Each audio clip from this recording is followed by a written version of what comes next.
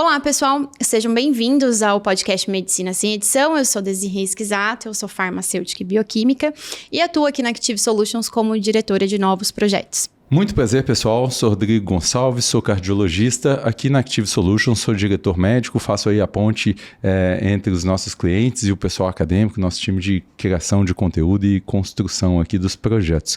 É um prazer enorme estar aqui com vocês, falar desses temas, falar no podcast. Antes de mais nada, eu vou pedir para vocês, se puderem, compartilhar nossos conteúdos, compartilhar com os amigos, mostrar um pouquinho. A gente vai abordar aqui nesse podcast temas relacionados à indústria farmacêutica, à construção de conteúdos educacionais, aos eventos, um pouco dos bastidores de como que isso é feito, né, Dê? E eu queria pedir, se gostarem do conteúdo, compartilhe. Dê sugestão de temas. Dê sugestões de tema. Toca lá se inscreva no nosso canal aí, toca o sininho lá para ser alertado quando sair novos conteúdos. E doutor Rodrigo, eu não sei você, mas eu tô muito feliz de estar aqui hoje. Eu acho que é um dos momentos que a gente tô falando pela gente, mas que a gente tá esperando, porque eu acho que é legal explicar para as pessoas também, de fato, de onde que surgiu a ideia, de onde que a gente imaginou trazer isso. Tanto você quanto eu, a gente teve em momentos diferentes, trabalhamos com a indústria farmacêutica. Né? Então, eu acho legal também a gente explicar isso, que o objetivo é a gente deixar de uma forma leve, como você comentou, temas que são relevantes para essa área, que é muito importante. Então, acho que é bem importante, que faz sentido, que é algo que a gente vê no nosso dia a dia.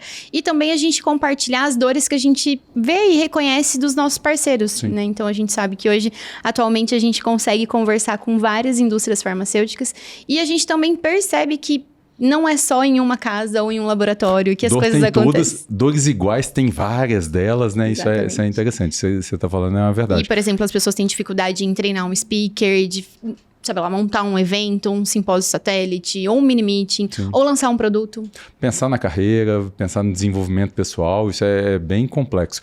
E é muito do que você falou. A gente trabalha com empresas maiores ou menores, e em todas elas existem desafios, existem pontos de dor ali.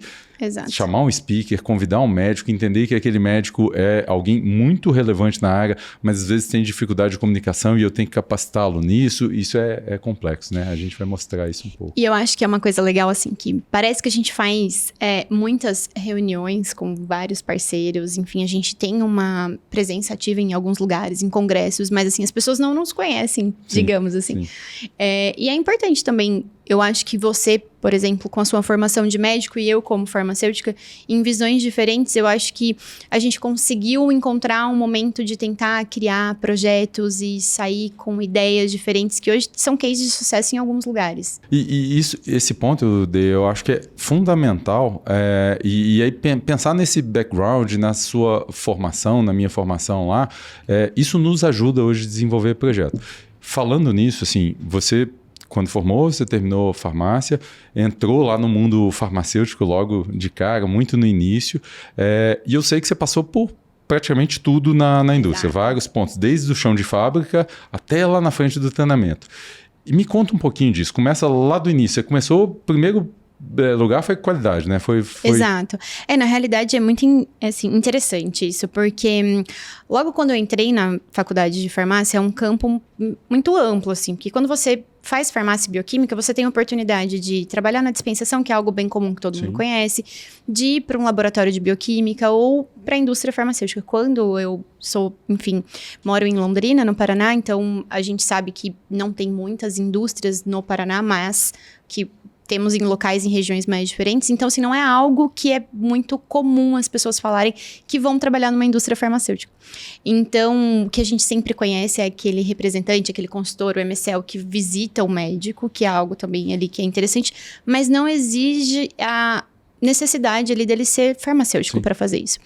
Então, eu me recordo hoje, quando eu estava na faculdade, a gente recebeu a visita de uma indústria farmacêutica para explicar um pouquinho do plano de ação de estágio, né? E foi uma coisa muito interessante, que eu falei, cara, que massa, né? Que interessante, é uma coisa que não é muito comum e habitual de a gente escutar isso na faculdade.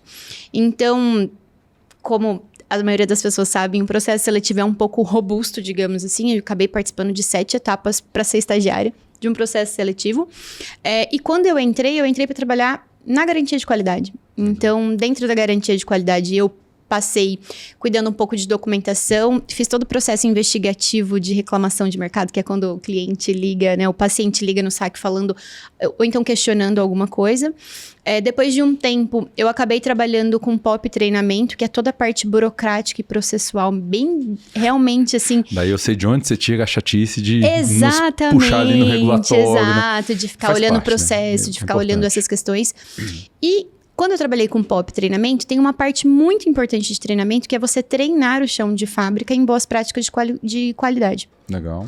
Então, que a gente fala das boas práticas de fabricação. Então, é algo muito interessante. E eu sempre tive umas ideias meio mirabolantes, assim, sabe? A gente tirava meio o pessoal da zona de conforto e tal. E isso também, eu acabei meio que fazendo link com a parte comercial, que existia uma ponte naquela época de algumas pessoas que trabalhavam no comercial e que moravam ali em Londrina. Então, a gente fazia algumas ações de visita à fábrica, então vinha o time, enfim, nossos clientes mesmo iam fazer a visita à fábrica, e eu, por trabalhar na garantia de qualidade, fazia essa parte de visita. Exato, fazia esse tour com a galera. Tive a oportunidade, daí, então, de participar de um processo seletivo e ir trabalhar no treinamento para a área médica. Trabalhei, a gente naquela época falava com um time de especialidades, que então era mais voltado para hormônio de crescimento, a parte de onco, e também um produto para osteoporose, que era um medicamento de alto custo, que a gente falava assim. Uhum. Fiquei um período bom trabalhando com a área médica, então contratando speakers, tendo uma participação bem ativa em eventos voltados aí para médicos. E depois acabei indo para treinamento de PDV, que a gente fala, né? Que é ponto de venda. Então, ficava responsável por treinar o Brasil inteiro, tanto em uma frente quanto na outra.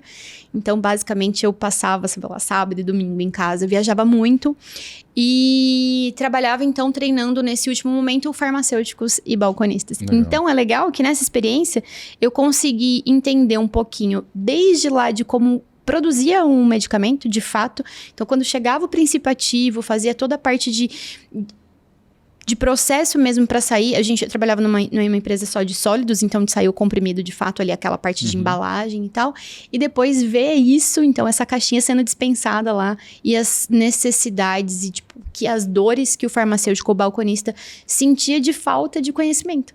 Que a gente sabe que isso é diferente. E isso é uma coisa interessante. Você tem trazido isso aqui dentro das nossas discussões na empresa e também com alguns clientes, dessa necessidade de treinar a pessoa lá da farmácia. Eu pus a pessoa da farmácia porque eu tenho lá algumas personas diferentes, né? Eu tenho um balconista, eu tenho um farmacêutico, eu tenho o proprietário da farmácia, tenho um farmacista. E eu preciso capacitar essa pessoa para que ele consiga não simplesmente ser um repositor de estoque ou um entregador de remédio que está do lado de dentro do balcão, né? Ele precisa ser mais que isso. E a gente tem oportunidade em todos esses, digamos assim, essas etapas, né? E uma coisa importante que, por exemplo, em um bom tempo da minha trajetória na indústria farmacêutica, eu era responsável por fazer, então, estar ali bem perto do speaker, que também me auxiliava nos eventos médicos. Perfeito. E, na realidade, é um pouquinho do que você fazia também, né? Um pouco do que eu fazia. Se for pensar. Então, assim, como que foi, assim? Porque eu lembro, assim, pelo que você compartilha, até mesmo aqui dentro da empresa, você sempre comenta, bom, você trabalhava no Dante, digamos assim, recebia o rep ali, o representante. Eu queria que você explicasse um pouquinho como que era isso. E, de fato, quando que você viu que você estava tendo uma presença mais influente como speaker da indústria farmacêutica? Tá. Bom, como que isso começou? Na verdade, a minha área mais a veia aí de educação começou antes de estar no Dante, começou quando eu estava fazendo residência de clínica. É engraçado isso. Eu, quando estava no colégio, eu sempre pensava, eu não quero ser professor, porque eu via o que o professor passava ali, não dá. De repente, quando eu fui ficando mais velho e aí eu estava na faculdade, eu já comecei a ver aquilo com outros olhos. E eu acho que é um pouco da sensação de, quando o aluno está lá na sala de aula, ele está lá pensando um tanto de coisa, ele não gosta de matemática, ele está ali cobrindo a matemática porque ele precisa ter do currículo, mas não é a praia dele. E na faculdade eu via que era diferente. A pessoa ia porque queria. Sim. E aí aquilo já me encantou. Falei, opa, professor, não é tão ruim assim, é legal. E aí quando eu terminei faculdade, enfim, minha carreira, fui pro exército, foi umas coisas malucas aí. E depois eu voltei para fazer residência e aí quando eu estava entrando na residência, eu fiz um curso que é o ACLS, é um curso dos que a gente tem lá na Active, e eu me apaixonei por aquilo. Eu falei, eu quero ministrar isso. Por quê? Eu via que o aluno, e aí o médico já que ia fazer o curso, ele queria estar ali, porque ele tinha, o médico ainda tem, infelizmente, e olha que isso tem já uns bons anos, isso foi em 2005, quando eu fiz o curso de ACLS, os médicos tinham uma dificuldade com a emergência, que ainda persiste, infelizmente, é um drama, é meio a profissão do recém-formado, e você sai do curso muito melhor. Então eu falei, eu quero isso. Então eu comecei a gostar de educação naquela época, virei instrutor de ACLS e comecei nesse caminho. Quando eu fui fazer cardiologia, então isso foi em 2006, eu entrei na residência de clínica, 2006 e 2007. Em 2008 eu estava no Dante para fazer residência. Comecei como residente e aí já era instrutor de ACLS e comecei a fazer cursos na Sociedade Brasileira de Cardio aqui em São Paulo. E aí, terminando a residência, lá, como residente, eu recebia alguns representantes. Muito na pegada de mostrarem o que tem de novidade, apesar de saber que muitas vezes o que ele falava comigo eu não ia aplicar naquele momento, porque era um hospital de SUS. No final da história, o residente ele tem muita autonomia para prescrever as coisas, mas as coisas que estão na cesta básica do hospital, o que está fora, não podia, tinha autonomia para prescrição, mas tinha alguns representantes que tinham muito contato. E essa relação é interessante porque é uma forma do residente ver o que é novo. Legal. Porque na residência ele tem as aulas do que é novo, mas a medicação que ele prescreve é uma medicação de 10 anos atrás, que é o que tem no SUS. 10 porque eu estou sendo gente boa, né? Às vezes bem mais. Bem mais. E lá, por estar num centro bastante grande, eu via que os meus chefes lá na residência, os preceptores, vários deles eram speakers. E vários, eu ia em algumas aulas que eu falava, cara, que aulas fantásticas.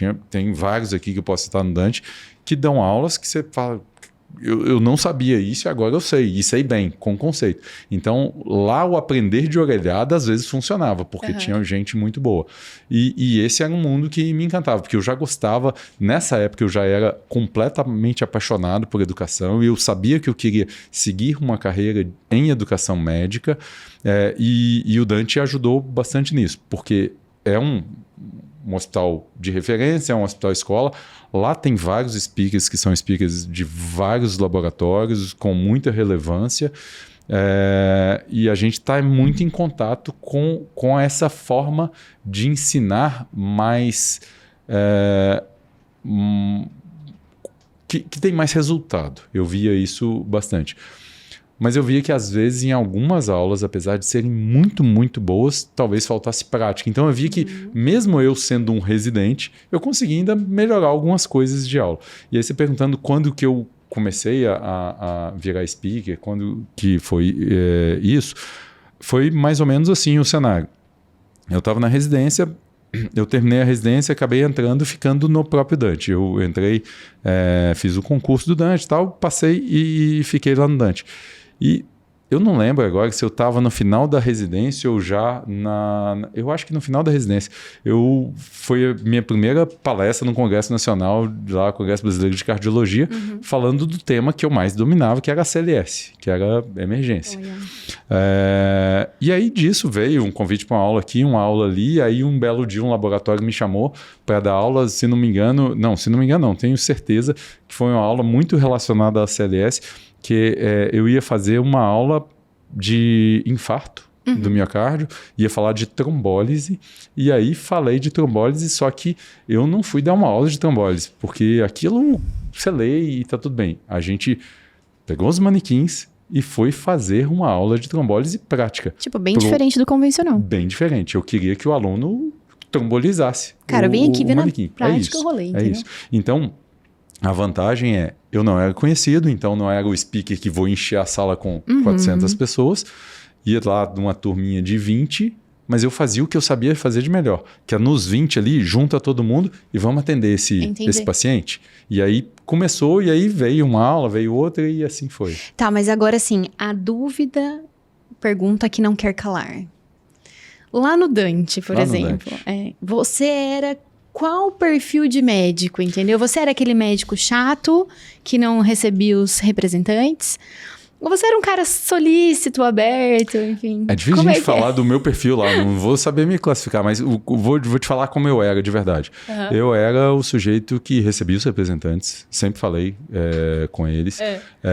E de verdade, não, recebia mesmo, recebia numa boa, na melhor qualidade possível. Então, por exemplo, se eu estivesse numa sala, tem cadeira, senta aí, vamos conversar, mostra o que você tem. Eu entendo que esse é um trabalho importante, eu sei que ele tem que divulgar as coisas dele, faz parte. Uhum. Tem coisas que, para mim, fazia diferença aquilo que eu te falei. Eu conhecia muitas vezes o que estava saindo de novo, mas eu não sabia o nome do remédio, eu sabia o nome do sal, da molécula. Então, eu gostava desse trabalho. Mas eu, às vezes, tinha uma dificuldade. E de verdade, eu era o cara que... nesse ponto, eu era o que recebia eles, conversava, sempre estive aberto. Porque eu acho, de verdade, que eu aprendia nessa troca. Mas em algumas vezes, tinha alguns que eram engraçados, de chegar lá e... residente, eu rodando de estágios, vendo paciente pra caramba, e no Dante tem bastante representante. Uhum. Tinha alguns que todo mundo conhece, e posso citar alguns nomes aqui que... vou citar um, porque é um exemplo no Dante, se falar, todo mundo sabe quem é. A Zazá, representante que vai lá no Dante. Todo mundo sabe quem que é. Um belo dia, uns anos atrás, até tiraram ela do Dante, foi uma revolução lá, não, porque a Zazá tem que voltar pro Dante. Mas tinha alguns que, às vezes, infelizmente, eu não lembrava. E aí a pessoa chega... E isso para o representante é muito ruim. Ele chega, te entrega umas amostras e vira as costas. E eu falo, quem é esse cara? Eu não lembro do nome, eu não consigo nem responder porque eu não sei o nome. Então fica uma coisa assim, ele me entregou a amostra que eu sei que é caro, de um remédio que eu não sei nem se eu vou usar, e só me jogou a amostra, assim, ele gastou o mais caro que ele tem, me largou lá e é uma coisa legal que talvez daí, por exemplo, quando a gente recebe talvez a procura de pensar em projetos voltados para o pessoal da força de vendas, é legal que a gente tem uma visão médica aqui da coisa, entendeu? Do tipo assim, o que você não deveria fazer, entendeu? É isso. Eu acho que tem coisas que são básicas que funcionam para todos os médicos, eu acho que tem coisas que funcionam mais para um perfil, menos para o outro e vice-versa, e eu acho que tem coisas que precisa muito de uma leitura e não sei nem se isso é só do perfil, de entender. Vou te contar uma cena que eu vi acontecer dentro do Dante. Eu estava lá, eu trabalhava na seção de dislipidemias do Dante. Estava lá na seção, estava o Dr. André, que é o André Faludi, que é o chefe da seção de dislipidemia, Daniel Branco, que é um outro colega mais velho lá da seção. Eu acho que estava só nós três. Isso, só nós três na sala. Cara, o André tem 30 anos que mexe com dislipidemia, é o chefe de seção do Dante Pazanese, que é um hospital grande pra caramba nisso. Na época, ele era o presidente da Sociedade de Aterosclerose, lá do Departamento de Aterosclerose da SBC. O Daniel, autor da diretriz brasileira lá de dislipidemia, na verdade, nós três que estávamos lá na diretriz. Chega um representante de uma indústria que eu nunca tinha... eu não conhecia. Ele entrou, tudo bem, meu nome é João, eu vim aqui trazendo... Vocês tratam colesterol, né? Aí um olhou para o outro, assim... A sessão só trata colesterol. E vocês ali na sessão, tipo... Aí você olha assim, o André nem respondeu. O Daniel olhou para ele com a cara assim, eu falei, não, a gente trata aqui a sessão de dislipidemia. Foi exatamente o que eu pensei. Eu falei, não, aqui é a sessão de dislipidemia. Aí ele, então vou deixar umas amostras, não sei se vocês têm alguma experiência com rosuvastatina. Aí o André olhou, o André mandou ele embora. Então assim, é uma falta de leitura do negócio. Pô, tô na sessão de dislipidemia, Os caras só mexem com isso. Você pergunta se ele conhece um dos maiores remédios da área, fica estranho. Então, precisa fazer essa leitura.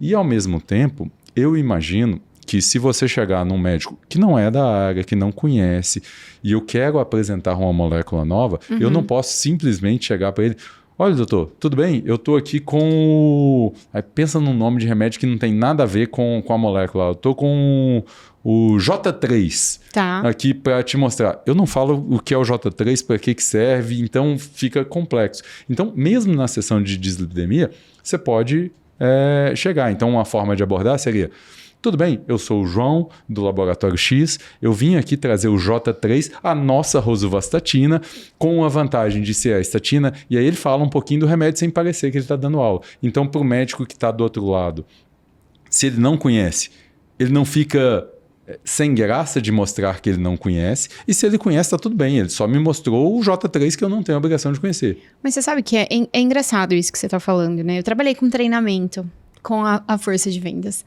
E é óbvio, a gente monta enfim, não é um manual, mas a gente tem mais ou menos assim, meio que a orientação para todo mundo que faz a visitação, né, dos médicos, enfim, das farmácias, é que eles sigam um passo a passo, sim, né? Sim. Mas eu acho que uma coisa bacana da gente falar aqui, que assim, primeiro de tudo, né, que é também a gente que trabalha lá dentro do escritório, nessa parte que a gente sempre comenta. Então, equipe de marketing, gerente de produto, gerente da área médica, enfim, o que for, é que a gente precisa entender e falar a língua também de quem está lá no campo, né? Que a gente consiga entender de fato ali o que ele precisa, qual tipo de material e assim, enfim. Esse ponto é uma dor que eu via muito nos representantes, porque com o tempo, e aí quando eu comecei a trabalhar mais nisso, ser mais speaker, eu comecei a olhar para eles com esse outro olhar.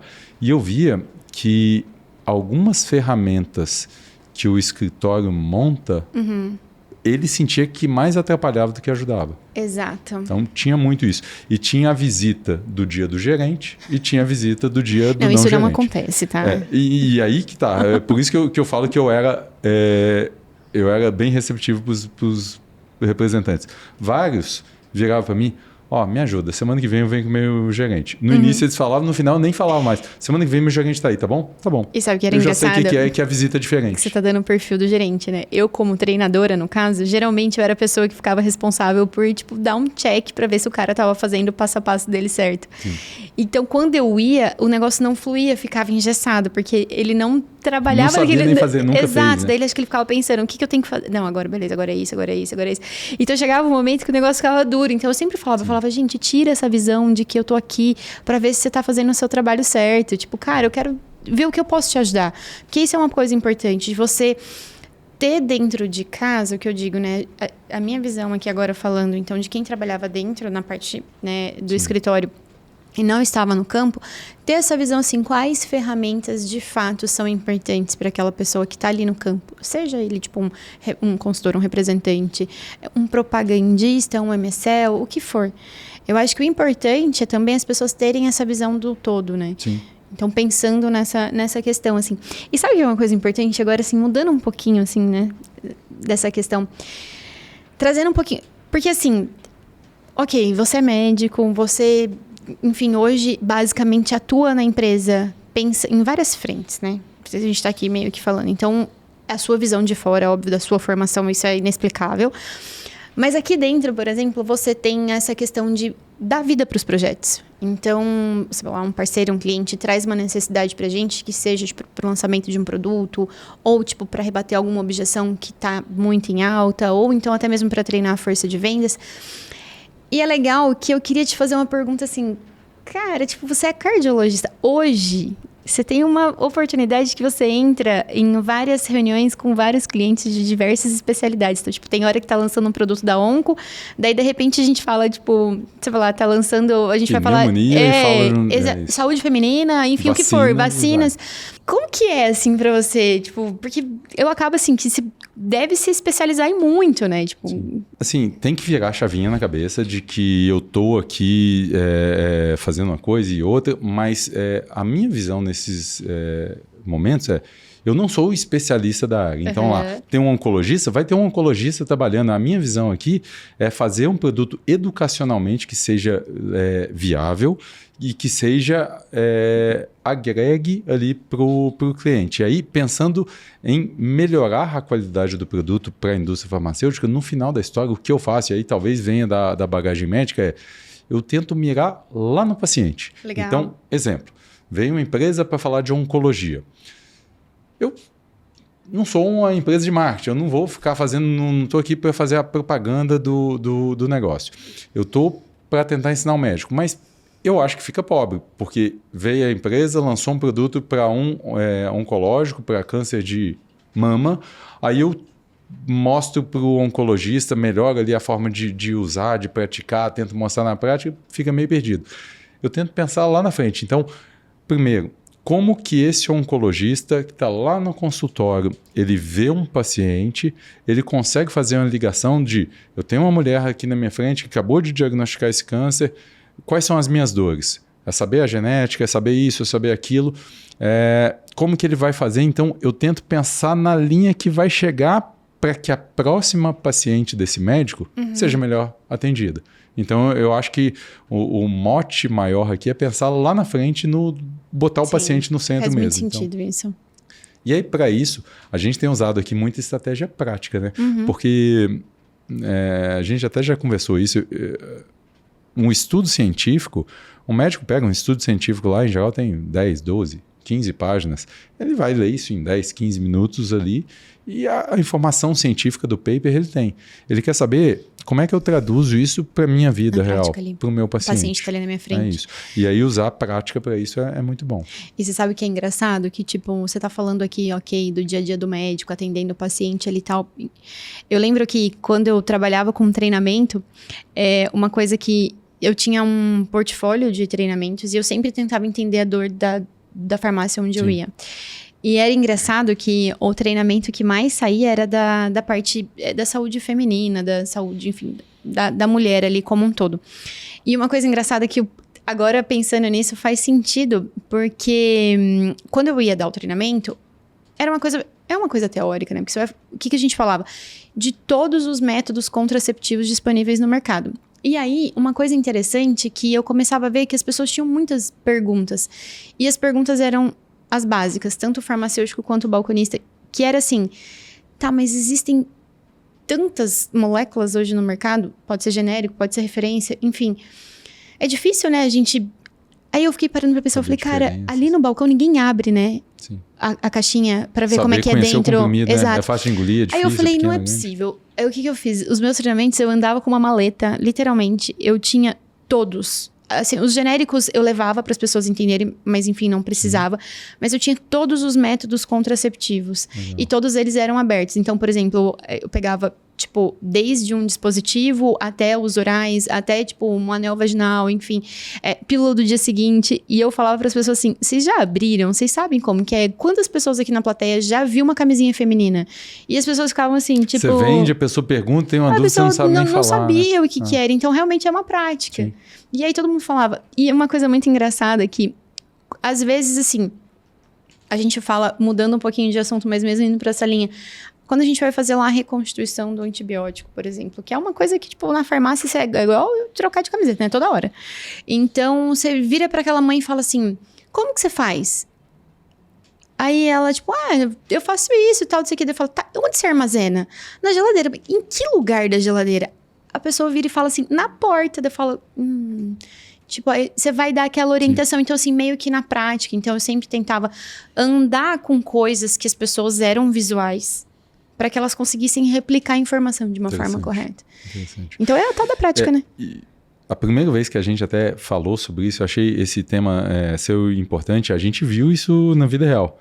A gente estava lá em Santos e aí, você lembra? A gente foi na farmácia, vamos ver isso com um dispositivo novo? Exato. A gente foi olhar o dispositivozinho de leitura de glicemia lá, para implantável, né?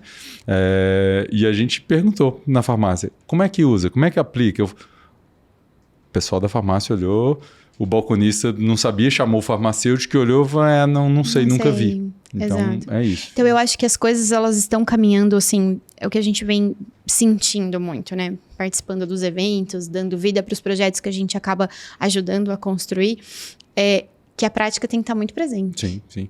E aí você pega os remédios novos, hoje, tudo bem, a gente tem várias coisas em comprimidos, é mais fácil um pouco, mas a gente tem canetas, tem um tanto de coisas, dispositivos para asma, que aí viram uma E sem contar que hoje a gente tem também as questões, né, os meios digitais, né? Tem muita informação que é bacana, mas tem muita informação errada. Bobagem, então, assim, quanto mais você tiver um profissional qualificado, então, desde do médico, mas até, por exemplo, lá no seu ponto de venda, no farmacêutico, no balconista, no farmacêutico vai saber fazer essa dispensação dessa medicação correta, sabe orientar, eu acho que isso é o mais importante. E aí a gente tenta aqui, a gente tem umas brigas internas para tentar mostrar isso, porque é isso, a nossa visão é pensar lá no paciente e tentar dar prática para esse colega. E para isso, de vez em quando, a gente dá umas viajadas em jeitos, né? Como fazer isso. Exato. E é uma guerra para a gente, porque assim, muita coisa para ser construída é legal, muita coisa dá muito trabalho. E é engraçado, quando a gente entrega lá um paciente 360 para a pessoa, ele vê um paciente ali, dura, sei lá, para fazer sozinho 10, 12 minutos. 10, 12 minutos parece você gastaram tão simples. 1 hora para fazer. Não é possível que é mais que isso, né? E aí você vai ver, é um dia inteiro de gravação, é pensar no roteiro, pensar em cada detalhezinho. O paciente tem que trocar de roupa, tem que fazer isso, tem que estar ali.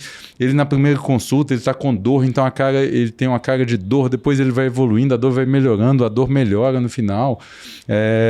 Entender essa jornada, fazer os tempos lá de uma consulta para outra, fazer isso.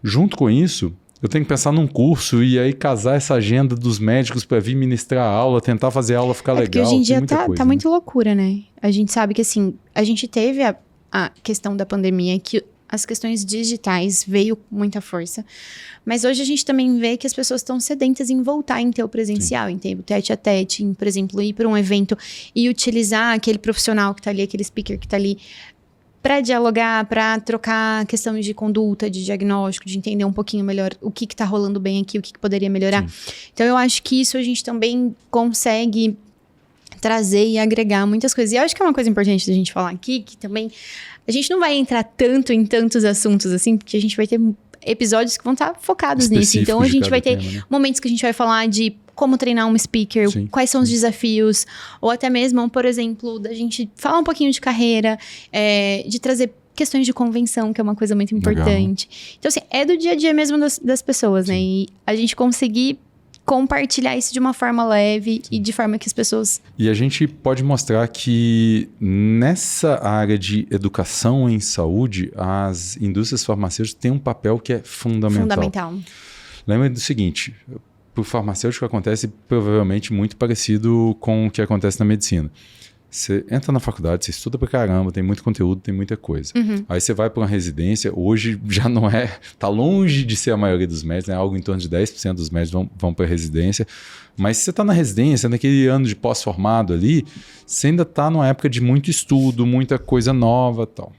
Aí alguns médicos continuam frequentando eventos, indo em congresso, indo em curso, estão atualizados ou caem lá num hospital que ele é um expoente da área, essa pessoa está atualizada. Mas para vários colegas, a atualização vai diminuindo as chances, é difícil, é caro, ele não tem tempo, o foco, ele tem que trabalhar. E a indústria tem um papel relevante fundamental nisso.